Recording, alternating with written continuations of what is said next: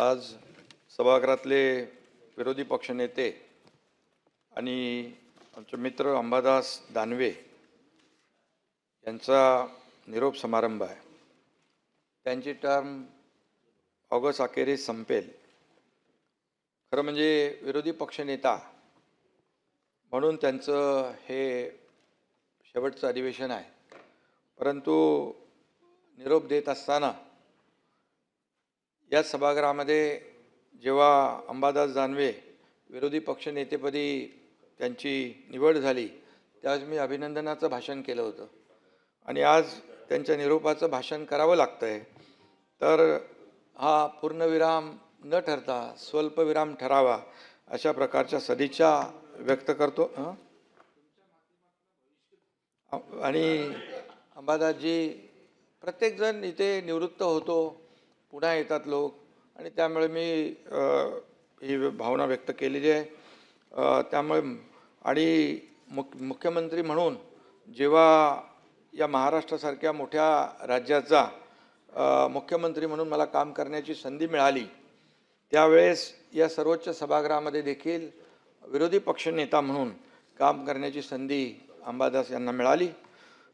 खरं म्हणजे विरोधी पक्षनेता आणि सत्ताधारी पक्ष आणि विरोधी पक्ष ही रथाची दोन चाकं असतात, आणि आता जरी विरोधी पक्षाकडे संख्याबळ कमी असलं तरी सुद्धा विरोधी पक्ष त्याचा जो काही मान सन्मान आहे, किंबहुना सत्ताधारी पक्ष असला तरी विरोधी पक्ष त्यांचं ऐकून घेणं राज्याच्या हिताचं हे नेहमी आम्ही करत आलो। गेले 2.5 वर्षही आता देखील देवेंद्रजी आहेत मुख्यमंत्री, दादा आहेत, इकडे आमची टीम आहे, आणि विरोधी पक्षाला देखील विश्वासात घेऊन पुढे जाण्याचं काम, जेव्हा एखादा निर्णय आम्ही चांगला घेतो त्यावेळेस विरोधी पक्षाने देखील त्याला चांगलं म्हणण्याची परंपरा जी आहे ती पाळली पाहिजे, आणि जेव्हा कुठे सरकारकडून काही त्रुटी राहत असतील त्यावेळेस ते सांगण्याचं देखील काम अंबादास यांनी यावेळेस केलं। आणि म्हणून बाळासाहेबांचं नेहमी सांगणं असायचं, चांगल्याला चांगलं म्हणा, आणि बाळासाहेबांच्या पठडीत तुम्ही तयार झालात, मी तयार झालेलो आहे, आणि त्यामुळे या ठिकाणी शेवटी अंबादास दानवे हे विरोधी पक्षनेतेपद फार महत्त्वाचं असतं। मी विरोधी पक्षनेता होतो काही कमी कालावधी परंतु त्या काळात देखील संपूर्ण महाराष्ट्रामध्ये विरोधी पक्षनेता म्हणून सरकारला जाब विचारण्याचं कामही केलं, शेतकऱ्यांच्या समस्या सरकारच्या कानी घालण्याचंही काम केलं। ज्या ज्या ठिकाणी अतिवृष्टी, अवकाळी, जेव्हा जेव्हा शेतकऱ्यांवर संकट आलं त्यावेळेस आपण विरोधी पक्षनेता म्हणून धावून जातो, आणि ते काम अंबादास दानवे यांनी केलेलं आहे। आणि खऱ्या अर्थाने या ठिकाणी विरोधी पक्षनेता हा एक महाराष्ट्रातल्या जनतेचा एक प्रतिनिधी म्हणून सभागृहामध्ये असतो, आणि ज्या अडचणी आहेत, समस्या आहेत, त्याला वाचा फोडण्याचं काम विरोधी पक्षनेता करत असतो। आणि म्हणून या ठिकाणी अंबादास एक कार्यकर्ता म्हणून त्यांनी काम केलं, आणि कार्यकर्ता म्हणूनच त्यांनी काम करत असताना जनतेच्या मनातले दुःख, वेदना आणि जनतेचे प्रश्न त्यांनी हिरिरीने या सभागृहामध्ये मांडले, आणि त्याला न्याय मिळवून घेण्याचं काम देखील केलं, हे आपण सगळ्यांनी पाहिलेलं आहे। कारण अंबादास मराठवाड्यातला एक अस्सल कार्यकर्ता, अस्सल प्रतिनिधी म्हणून त्यांनी काम केलं, आणि जनतेच्या वेदना स्वतःच्या शब्दामध्ये मांडण्याचं काम देखील एक लढवय्या विरोधी पक्षनेता म्हणून त्यांनी केलं। आणि खऱ्या अर्थाने अनेक विरोधी पक्षनेते झाले, त्यांनी देखील चांगली कामं केलेली आहेत। लोकांसाठी खऱ्या अर्थाने पेटून उठणारा, अन्यायाविरुद्ध लढणारा विरोधी पक्षनेता म्हणून अंबादासना या ठिकाणी आपण पाहिलेलं आहे, आणि अशा तडफदार नेत्याच्या खऱ्या अर्थाने पहिल्या फळीत अंबादास दानवे नेहमी राहिलेले आहेत। आणि म्हणून अंबादासजीने विरोधी पक्षनेत्याची भूमिका निभावली नाही तर ती जिवंत ठेवली। त्यांनी विरोध केला, म्हणजे जेव्हा काही गोष्टी लोकांच्या बाजूच्या मांडायच्या त्यावेळेस लोकांच्या बाजूने त्यांनी सरकारला विरोध केला, सातत्याने प्रश्नही विचारले, आणि पण केवळ राजकारणासाठी नाही तर जनतेच्या प्रश्नांसाठी त्यांनी विरोध केला। आणि म्हणून विरोध हा केवळ विरोधासाठी असता कामा नये, त्याला देखील विरोधी पक्षनेता म्हणून अंबादास दानवे हे जागलेले आहेत. त्यांनी शेतकऱ्यांचे प्रश्न नेहमी मांडलेले आहेत. शेतकऱ्यांच्या बांधावर जाण्याचं कामही त्यांनी केलेलं आहे. त्याचबरोबर नोकरशाहीच्या भ्रष्टाचाराच्या प्रकरणांना देखील इथं वाचा फोडण्याचं काम केलेलं आहे. आणि एक जेव्हा प्रसंग आले त्यावेळेस त्यांनी विरोधी पक्षनेता काय आहे हे देखील दाखवण्याचं काम केलेलं आहे. आणि म्हणून त्यांनी कधी कधी अतिशय संघर्षही केला. इथे सभागृहामध्ये आंदोलनही केलं. त्यांना त्यावेळेस निलंबित देखील व्हावं लागलं.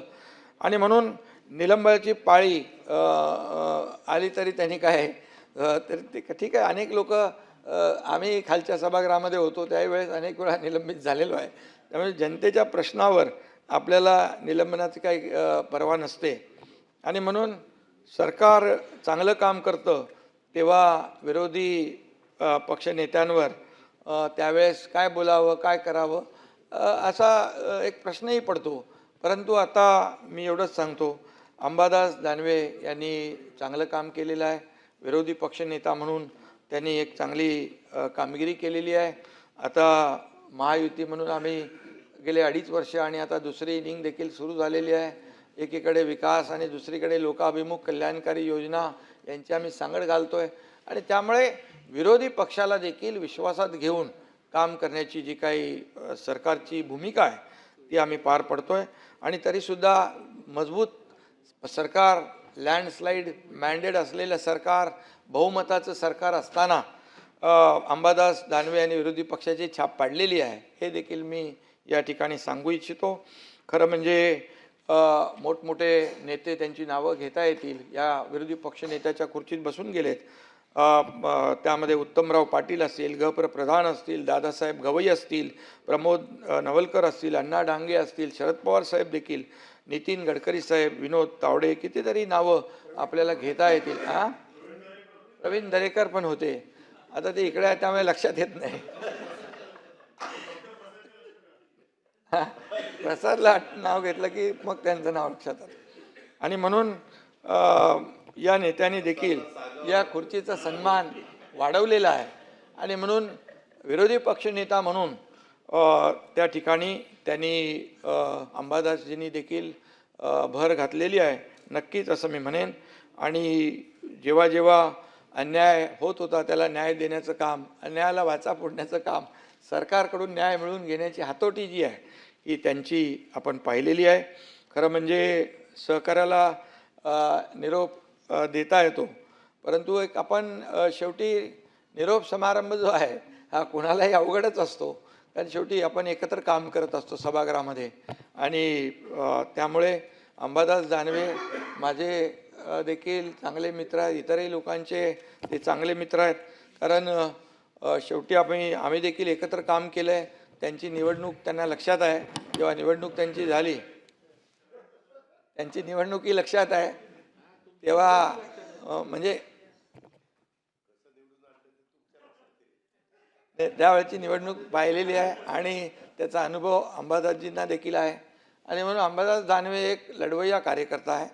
आणि त्यासाठी जे काही आपण आपलं कर्तव्य केलं आहे त्यामुळे शेवटी आपण आपल्या पक्षाचं जो कोणी उमेदवार असतो त्याच्यासाठी आपण काम करतो.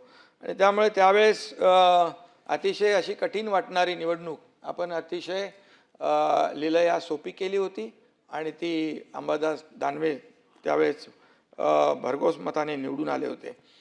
आणि अंबादासजींनी मगाशी आपणही सांगितलं, मुख्यमंत्र्यांचं भाषण मी ऐकलं. ते RSSच्या शाखेत जायचे, नंतर ते तिथं युवा मोर्चातही त्यांनी काम केलं. गोरगरीब आणि सर्वसामान्यांच्या घरात जन्माला तुमचा जन्म झाला तरीसुद्धा तुमची भावना आहे की बाबा या महाराष्ट्रातल्या सर्वसामान्य लोकांच्या जीवनामध्ये बदल व्हावा, यासाठी सातत्याने सत्ताधारी पक्षात नसताना देखील विरोधी पक्षात असताना, विरोधी पक्षनेता असताना सरकारकडून जेवढं काही आपण प्रयत्न केलेले आहेत हे सगळ्यांना माहीत आहेत. आणि स्वतःच्या परिश्रमाने आणि एक संयम ठेवून अतिशय कष्ट मेहनत घेऊन आपण या पदापर्यंत पोचलेला आहेत. त्यामुळे खऱ्या अर्थाने आपण एक चांगला विरोधी पक्षनेता याला आपण न्याय दिलेला आहे. कारण शेवटी या ठिकाणी विरोधी पक्ष नेता काय बोलतो, सत्ताधारी पक्ष मुख्यमंत्री असतील, उपमुख्यमंत्री असतील किंवा अनेक मंत्री असतील, परंतु विरोधी पक्ष नेता हा देखील तेवढाच तोलामोलाचा आहे, तेवढाच महत्त्वाचा आहे. कारण शेवटी विरोधी पक्ष नेता हा राज्यातल्या जनतेच्या प्रश्नांवर इथे भूमिका मांडत असतो. आणि म्हणून अंबादासजींचे वडील मला वाटतं राज्य परिवहन महामंडळामध्ये नोकरी करायचे आणि बस ही त्यांना लहानपणापासूनच परिचित होती. आणि तरी त्यांचा बस डेपो चुकला आणि बसही चुकली. गेल्या लोकसभेच्या वेळेस त्यांना बसमध्ये बसायचं होतं, पण ठीक आहे, ते बसू शकले नाहीत. विरोधी पक्ष नेते म्हणून ते काम करतायत. मला जास्त काय आज अशा चांगल्या ह्याच्यामध्ये राजकीय भाष्य करायचं नाही आहे. आणि मी आपल्याला माहीत आहे की काम करणारा माणूस आहे आणि आरोपाला आरोपाने उत्तर मी देत नाही, टीकेलाही टीकेने उत्तर देत नाही. काम करत करत आपण 2.5 वर्ष 3 वर्ष या ठिकाणी एकत्र गुण्यागोविंदाने काम केलेलं आहे.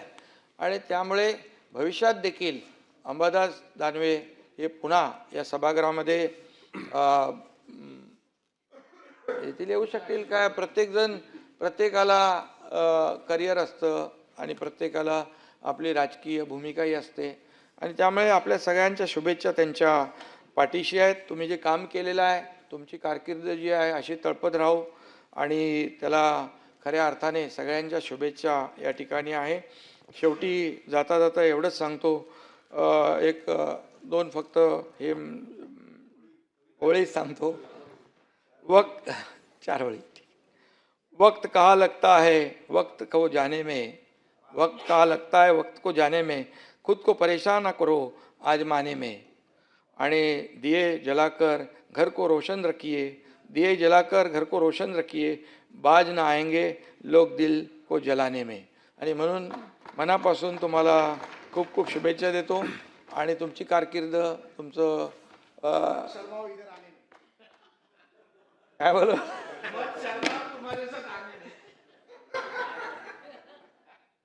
उघडपणे कशाला सांगतो. आणि म्हणून जाऊ द्या, गमतीचा भाग झाला. पण पुन्हा एकदा तुम्हाला विरोधी पक्ष नेता म्हणून जे तुम्ही काम केलं त्याबद्दल महाराष्ट्रातली जनता आपल्याला एक तडफदार आणि एक संघर्ष करणारा, सर्वसामान्यांसाठी झगडणारा विरोधी पक्षनेता म्हणून तुमची कारकीर्द यशस्वी झाली. यापुढे देखील आपली कारकीर्द राजकीय सामाजिक जीवनामध्ये आपल्याला असंच यश मिळो अशा प्रकारच्या मी शुभेच्छा तुम्हाला देतो. पुन्हा एकदा मनापासून खूप खूप शुभेच्छा. धन्यवाद. जय हिंद, जय महाराष्ट्र. माननीय उद्धवजी ठाकरे साहेब.